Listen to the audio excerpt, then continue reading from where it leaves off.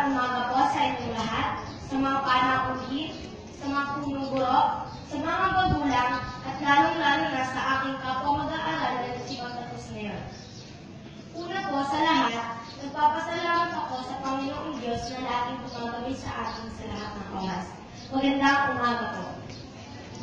Naririnig po tayong lahat at nagtitipon-tipon ngayong araw na ito upang ipagdiwang ang isang malaking pangyayari sa ating buhay bilang isang pag-aaral. Ito ang araw na ating pinakihihintay, ang katuparan ng ating masiging pangarap matapos ang pagpupuspusang pagpupunyagi sa pag-aaral. Mga hirap na ating naranasan upang matapos natin ang pag-aaral, mga hirap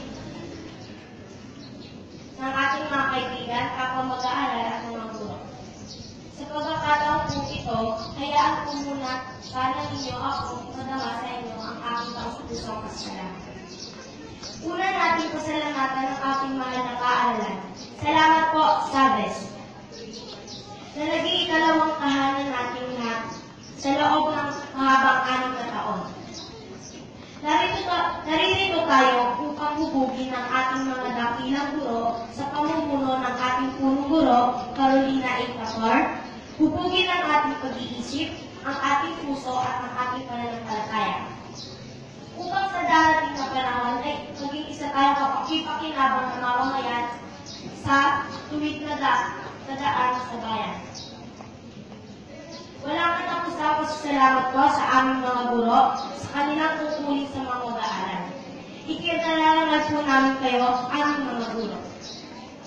Salamat sa aking mga kamag-aral, ako ay lubos na nasisiyahan. Dahil sa panahon nagkasama-sama tayo. Heto tayo ngayon at natanggap na ang katibayan ng pagtatapos. Sa aking mga kaibigan na naging karami ko sa lungkot at galak tulad ng pag-aaral hanggang sa huli, naway hindi ito ang ating muling pagsasama-sama.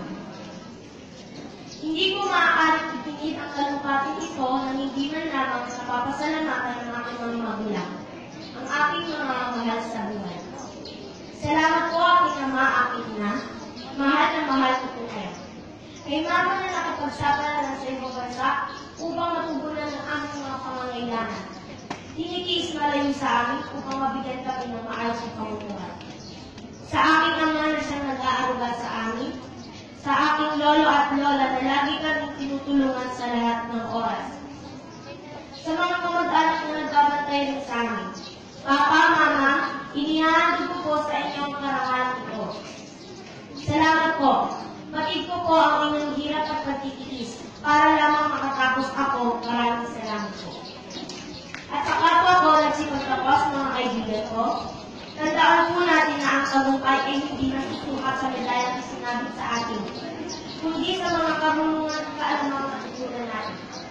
Kaya, sa tema na sabay-sabay na hakbang tungo sa maunlad na kinabukasan, umakbang tayo muli tungo sa mabuting pagbabago.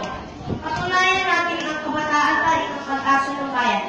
Naway pagtagumpay ang bawat isa sa atin, sa ating buhay, pag-aaral, gawain, at higit sa lahat,